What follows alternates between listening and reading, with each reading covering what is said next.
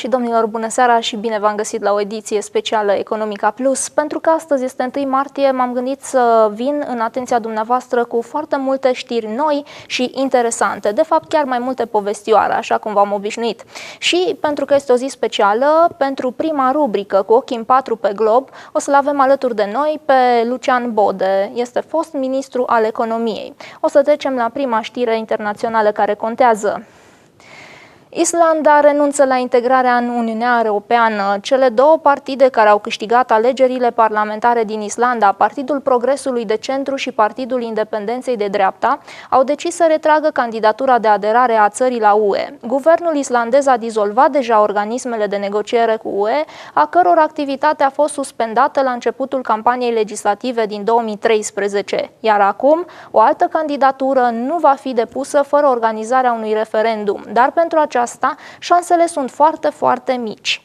De ce s-a rupt lanțul de iubire? Păi, Islanda a avut lungi divergențe cu Uniunea după problema drepturilor de pescuit, cunoscută de către specialiști ca războiul macroului. De fapt, aceste divergențe au apărut după ce Islanda a luat hotărârea unilaterală de a crește în mod considerabil cota sa de macrou. Insula s-a aflat în conflict cu Uniunea și asupra problemei vânătorilor de balene. Ținând cont că industria pescuitului constituie o activitate vitală pentru această insulă din Atlanticul de Nord și cei peste 320.000 de locuitori ai săi, analiștii economici sunt de părere că marele avantaj al aderării Islandei la Uniune ar fi fost adoptarea monedei euro, ceea ce ar fi putut contribui la stabilitatea economiei țării. Dar lucrurile s-au finalizat cu vot negativ al parlamentarilor. Morala: în anumite situații și pentru anumite țări, contează mai mult să pescuiești pești adevărați decât euro. Domnule Bode, vreau să vă întreb pentru început. Deși era un avantaj pentru Islanda să rămână în Uniune, pornind strict de la adoptarea monedei euro, credeți că miza hranei este justificat mai importantă în acest caz? În ultima vreme, segmentul euroscepticilor a crescut considerabil în majoritatea țărilor membre ale Uniunii Europene sau aspirante. Motivele sunt multiple, fie că au suport interese economice locale, ca și în cazul Islandei, fie că pornesc de la unele eșecuri ale politicilor Uniunii Europene. Trebuie să recunoaștem, așteptările au fost și sunt foarte mari pentru toți și nu în cele din urmă, fie că vorbim de reguli foarte stricte pe care un stat membru are obligația să le respecte. Aderarea sau nu la structurile Uniunii Europene are, în opinia mea, mai multe mize, nu doar cea economică. Putem vorbi și de o miză politică, regională, de securitate. Și exemplele ar putea continua. Mulțumesc pentru răspuns. O să trecem la următoarea întrebare. Din punctul dumneavoastră de vedere, ce a pierdut direct și indirect Uniunea Europeană prin plecarea Islandei? Uniunea Europeană nu a pierdut nimic. Islanda nu a plecat din Uniunea Europeană, a renunțat la procesul de integrare. Categoric, avantajele pe care ți le conferă statutul de țară membră a Uniunii Europene sunt infinit mai mari decât constrângerile, ca să nu le spun dezavantaje. Mulțumesc pentru răspunsul acordat. Noi trecem la următoarea știre. Ucraina ar putea intra în încetare de plată după acutizarea crizei politice din țară, avertizează agenția Standard & Poor's, care a retrogradat vineri ratingul guvernului de la Kiev pentru a doua oară în 3 săptămâni. Iată de ce investitorii sunt profund îngrijorați și așteaptă acum organizarea de alegeri prezidențiale anticipate, precum și modificarea Constituției. Morala: indiferent de linia de gândire politică, la putere rămâne nu cel care se pregătește, ci acela care se nimerește. Dar până la urmă, tot cetățeanul plătește, atât moral cât și financiar. Căde, așa e în capitalism, scapă cine poate și cei care dau din coate. Domnule Bode, vreau să vă întreb aici, tensiunile din Ucraina sunt în măsură să afecteze într-adevăr stabilitatea Uniunii Europene? Categoric da. Dovadă și reacțiile internaționale. Și aici nu vorbim doar de reacții europene la această criză, care, din păcate, este departe de a se fi încheiat.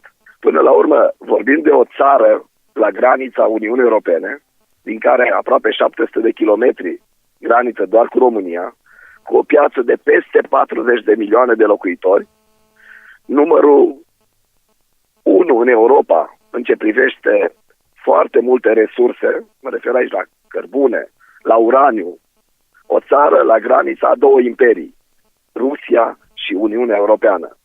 Să sperăm că după 25 mai, data alegerilor anticipate, lucrurile se vor liniști, iar Ucraina va continua ca stat unitar, subliniez, ca stat unitar, drumul spre Uniunea Europeană. A doua întrebare aici este, din punct de vedere a relațiilor României cu Rusia, ne paște oare vreun pericol, având în vedere poziția noastră în apropierea granițelor Ucrainei? Nu. România a jucat foarte bine cartea diplomației în această criză. Nu s-a înghesuit să semneze, cum au făcut alte state, din nefericire pentru ei, să semneze tot felul de acorduri cu președintele Ianucovici, care azi, iată, este acuzat de crime și dat în urmărire internațională. România a spus de fiecare dată, a făcut apel prin președintele Traian Băsescu la calm, la dialog și la încetarea oricărei forme de violență asupra manifestanților. Mulțumesc mult pentru răspuns. O să trecem la altă știre internațională importantă. În Grecia, problemele economico-financiare parcă nu mai au scăpare. Exclusă de pe piețele financiare după 2010, Grecia a fost ținută pe linia de plutire doar grație unor împrumuturi în valoare de 240 de miliarde de euro acordate de Uniunea Europeană și Fondul Monetar Internațional. Acum ea are nevoie de un nou program internațional de asistență pentru a-și reduce povara datoriei la un nivel sustenabil până în 2030. Cu toate acestea, acești bani nu vor fi nici pe departe suficienți în condițiile în care în prezent datoria Greciei se situează la aproximativ 175% din PIB, iar noile facilități fiscale nu vor face decât să reducă nivelul datoriei până la 120% din PIB până în 2022, mult peste nivelul de 110% din PIB convenit deja cu zona euro și Fondul Monetar Internațional. Morala este aici o întrebare simplă.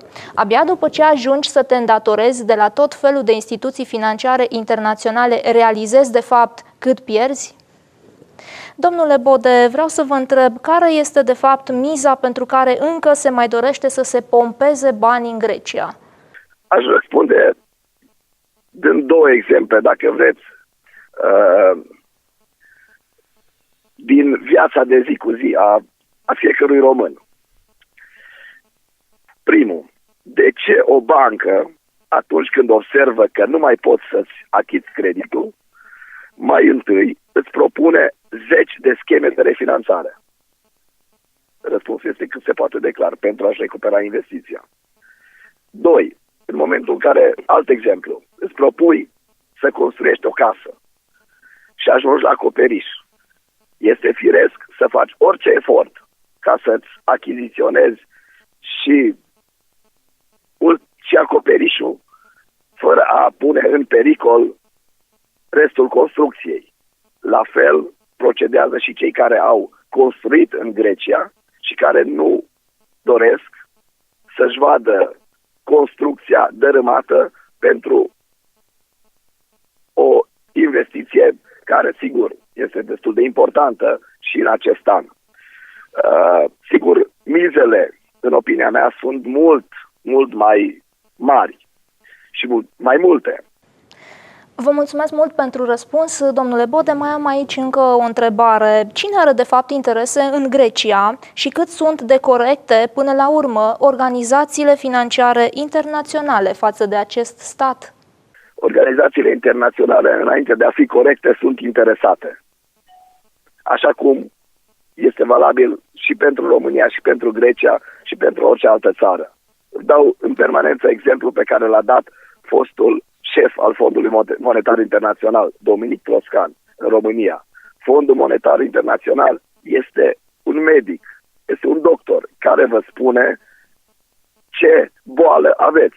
Vă scrie și tratamentul, spune avem și farmacie, vă vindem și medicamente, depinde de voi care sunteți bolnavi, dacă doriți să urmați sau nu acest tratament. Mulțumesc pentru răspuns. O să trecem la ultima știre internațională care contează din această săptămână. Deși China este în prezent a doua economie a lumii, ea a înregistrat în ultimile decenii ritmuri amețitoare de creștere economică, uimind întreaga lume cu cheltuielile și investițiile făcute, dezvoltarea Chinei a fost construită pe datorie. Din această cauză, în prezent, economia chineză a ajuns să fie înglodată în datorii uriașe. Din păcate, jurnaliștii americani sunt de părere că o mare parte din datoriile acumulate de China nu vor putea fi rambursate niciodată. Chiar și miliardarul american George Soros a subliniat asemănările multiple dintre situația actuală a Chinei și cea a Statelor Unite a Americii din 2008, cu consecințe profunde, nu doar pentru chinezi, ci pentru întreaga lume, deoarece s-a ajuns la un nivel periculos de expunere a sectorului bancar din umbră al Chinei. Dacă în 2008 volumul activelor băncilor din China era de 10.000 de miliarde de dolari, în prezent a ajuns la 24-25 de miliarde de dolari. Cifrele oficiale pentru luna ianuarie 2014 indică o creștere fără precedent a creditelor, cu 174% față de luna decembrie 2013, până la nivelul echivalentului a 218 miliarde de dolari. Acum, Banca Centrală a Chinei este pusă în situația să lase lichiditatea să curgă în continuare. În caz contrar, toată creșterea de până acum va lua sfârșit. Ar trebui înțeles de aici faptul că situația financiară negativă nu va putea fi prelungită la infinit, deoarece creditele neperformante sunt în creștere și nu vor putea fi ținute prea mult timp sub control. Morala: după ce situația se va agrava, ce țară va brava și va lăsa ușile larg deschise pentru chinezi? Tu ce crezi? Domnule Bode, vreau să vă întreb, este posibil ca din conjunctura economico-financiară a Chinei să ne vedem aruncați în valurile unei noi crize internaționale? China este fără îndoială economia mondială a ultimului deceniu. Orice perturbație majoră pe această piață, cu certitudine, va influența economia mondială în ansamblu ei. Și următoarea întrebare aici, domnule Bode, pornind de la posibilitatea intrării Chinei în incapacitate de plată. Ce rechini dau târcoale statelor care sunt deja slăbite din punct de vedere economico-financiar din cauza crizei din 2008? În primul rând, România trebuie să fie foarte atentă la populismul dus la extrem într-un an electoral cum este 2014. Domnule Lucian Bode, vă mulțumesc mult pentru răspunsurile acordate. Vă reamintesc, dragii mei, că în această săptămână analistul de servicii a fost Lucian Bode, fost ministru al economiei. Economica Plus continuă cu comentariul internațional care contează. Ne bate la ușă o criză mai gravă decât cea din 2008? O primim sau nu și la noi? Problemele din economia americană care au dus la căderea pieței imobiliare și apoi la criza economico-financiară mondială nu au fost rezolvate. Dimpotrivă, ele s-au agravat și amenință să explodeze într-o nouă criză mai gravă decât cea din 2008, avertizează presa de peste ocean. Federal Reserve, Banca Centrală a Statelor Unite a Americii, prin politica monetară a banilor ieftini pe care o aplică, ar putea genera un dezastru economic mai grav decât ceea ce s-a întâmplat în 2008. La începerea crizei din 2008, bilanțul Fed cuprindea suma de 800 de miliarde de dolari. Astăzi, bilanțul a ajuns să depășească 4100 miliarde de dolari și acest lucru naște îngrijorări. Banca Centrală a Statelor Unite a Americii a redus dobânzile pe termen scurt până la aproape de zero, a crescut drastic oferta de bani și a redus cerințele legate de rezervele minime obligatorii ale băncilor. Pe de altă parte însă, a lipsit o politică fiscală prudentă din partea guvernului. În schimb, s-a văzut o explozie a datoriei publice. Datoria publică oficială a Statelor Unite se cifra acum o săptămână la 17.300 miliarde de dolari și crește în continuare. Cu cât Fed va continua să umfle economia, cu atât va fi mai greu să revină la normal și cu atât căderea va fi mai dureroasă. Până la urmă, soluția este ca guvernul american să-și rezolve problemele fiscale, cheltuiala cu titlurile de stat, politica de impozitare și altele. În caz contrar, criza care ar urma ar depăși-o pe cea din 2008. Morala: americanii dau speranțe optimiste, dar și bătăi de cap la nivel mondial, iar o nouă criză ar însemna un neclamal pentru multe economii care par acum mai puțin tensionate și parcă mai relaxate. Problema este cine și când va aprinde din nou chibritul pentru a dinamita jocul. Ce faci când lumina ta pleacă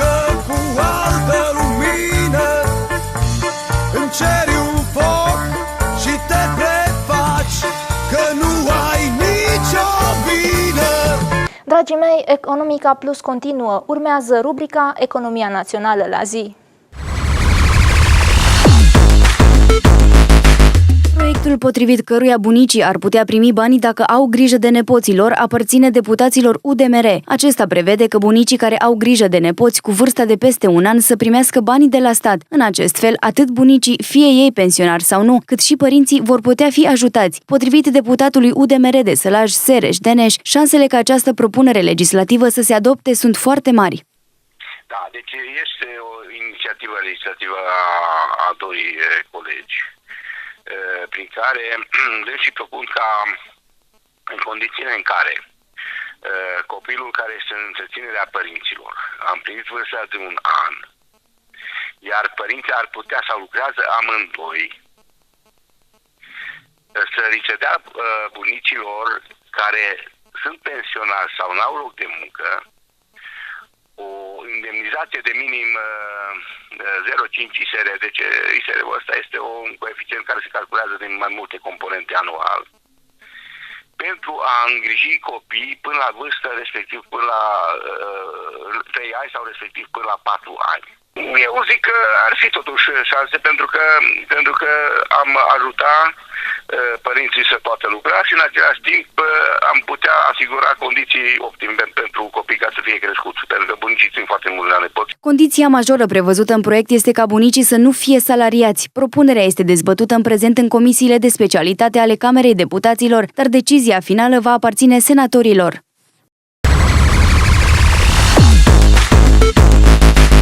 Direcția Implementare Programe pentru IMM-uri a publicat recent procedurile finale pentru 6 programe pentru tinerii întreprinzători și IMM-uri, care ar urma să se lanseze în perioada următoare. Concret, este vorba despre programul de dezvoltare și modernizare a activităților de comercializare a produselor și serviciilor de piață, cu un buget alocat de peste 18 milioane de lei. Programul pentru dezvoltarea abilităților antreprenoriale în rândul tinerilor și facilitarea accesului la finanțare, START, cu un buget de 13 milioane de lei. Programul național multianual pentru dezvoltarea culturii antreprenoriale în rândul femeilor manageri din sectorul IMM, care are alocate în 2014 500.000 de lei. Al patrulea program este cel pentru stimularea înființării și dezvoltării micro-întreprinderilor de către întreprinzătorii tineri, cu un buget de 21 de milioane de lei. Urmează programul național multianual pentru susținerea meșteșugurilor și artizanatului, căruia i-au fost alocate fonduri în valoare de 1 milion de lei. Al șaselea program este programul național multianual de înființare și dezvoltare de incubatoare tehnologice și de afaceri, cu un buget de 150.000 de lei. Cele 6 programe aprobate au fost puse în dezbatere publică încă din luna ianuarie, dar niciunul nu a fost încă lansat, astfel că tinerii întreprinzători și IMM-urile nu pot aplica momentan.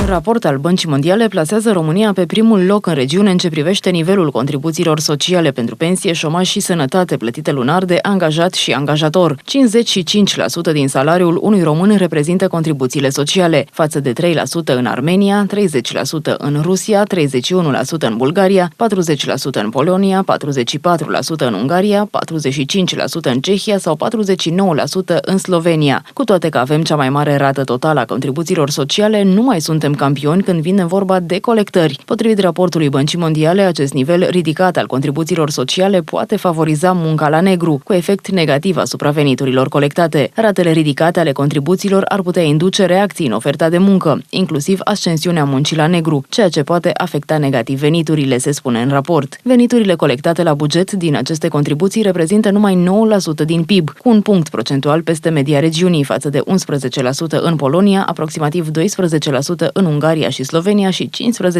15% în Cehia. Randamentul veniturilor scade atunci când ratele contribuțiilor depășesc un anumit nivel, notează Banca Mondială. De altfel, România are una dintre cele mai dezvoltate economii subterane din Uniunea Europeană, reprezentând aproximativ 30% din PIB. Raportul Băncii Mondiale se bazează pe datele înregistrate la nivelul anului 2011. Noi o să trecem la următoarea rubrică, subiectul care îți afectează portofelul. Iată prima știre. Pe fondul tensiunilor create în jurul imigrației românești de la începutul acestui an, un aspect important a fost omis și anume faptul că granițele sunt deschise în ambele sensuri. Să nu uităm faptul că de la 1 ianuarie 2014, luna de miere a României ca nou stat membru în UE a ajuns la final și, în conformitate cu legislația comunitară, am fost obligați să deschidem piața terenurilor pentru investitorii străini. Pentru România, o țară cu aproape 5 milioane de fermieri, adică un sfert din populație, aceasta a fost un motiv serios de îngrijorare datorită politicilor de pe piața liberă impusă de către Uniune, dar și de către statul român. Alungați de pe piață de către giganții în investiții agricole, care obțin cea mai mare parte a subvențiilor oferite de politica agricolă comună, micii fermieri se confruntă acum cu o alegere dificilă: să vândă și să se mute în Occident, în căutare de lucru, sau să reziste și să înfrunte o viață unde sărăcia din mediul rural se accentuează. Bun, și acum de ce ne plângem?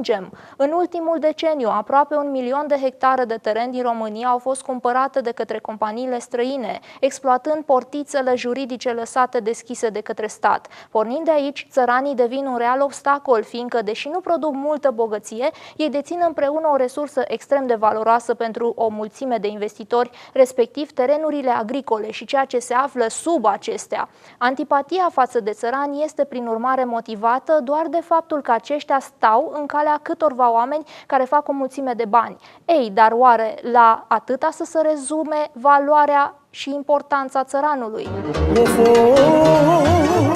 Dar nu mă face că săran, că știi ce palmă grea am. Dacă dau cu ea în pământ, fac o brazdă ca de plug, mă. Păi și tu de la țară vii, dar ți-e rușine să spui. Te fandosești cu o țoală și uiți primii ani de școală.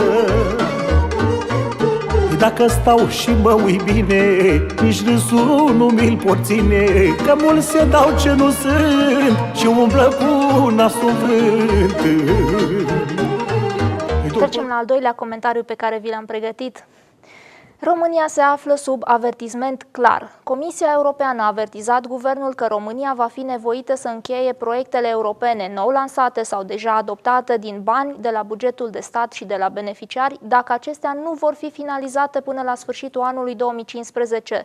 În caz contrar, România va fi obligată să plătească de la bugetul de stat și din banii beneficiarilor pentru terminarea proiectelor, pentru că altfel Uniunea va retrage țării și banii europeni deja rambursați de Comisie în proiectele neterminate. Pentru a evita aceste riscuri, Comisia a cerut Ministerului Fondurilor Europene să revizuiască planul de acțiuni prioritare pentru absorbția fondurilor europene. Pe de altă parte, Bruxelles a mai atras atenția că România va trebui să se grăbească și cu depunerea de noi proiecte pentru a acoperi alocările oferite de Uniune. De fapt, 2014 trebuie să fie un an al livrării și al implementării, pentru că România are încă disponibile 65% din fondurile structurale. Morala? Păi, dacă nu știm câți bani am atras, cum o să știm câți va trebui să-i dăm înapoi? Ajungem așadar la concluzia că matematica batovina poartă toată pricina.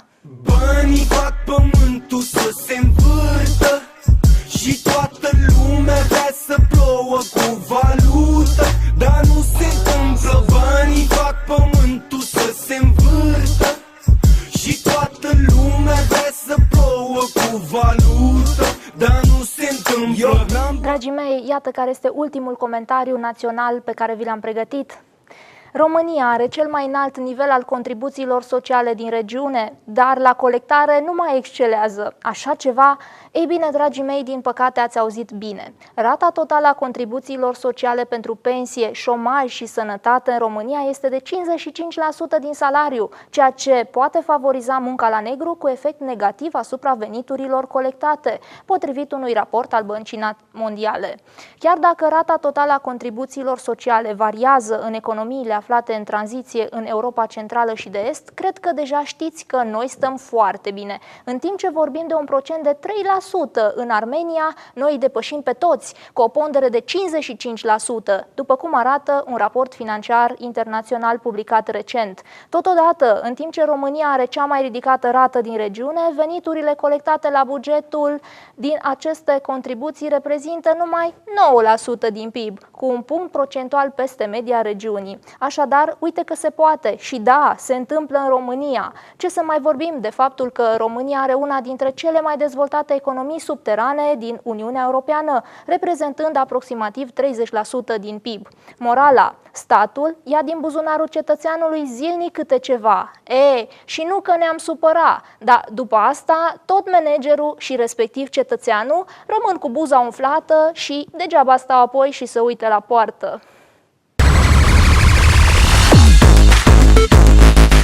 Dragii mei, punem punct aici explicațiilor acestei săptămâni și Economica Plus se încheie aici. Să aveți un 1 martie reușit. Sunt Alexandra Roșu și nu uita, economia de astăzi nu-i la fel și mâine. Pe curând!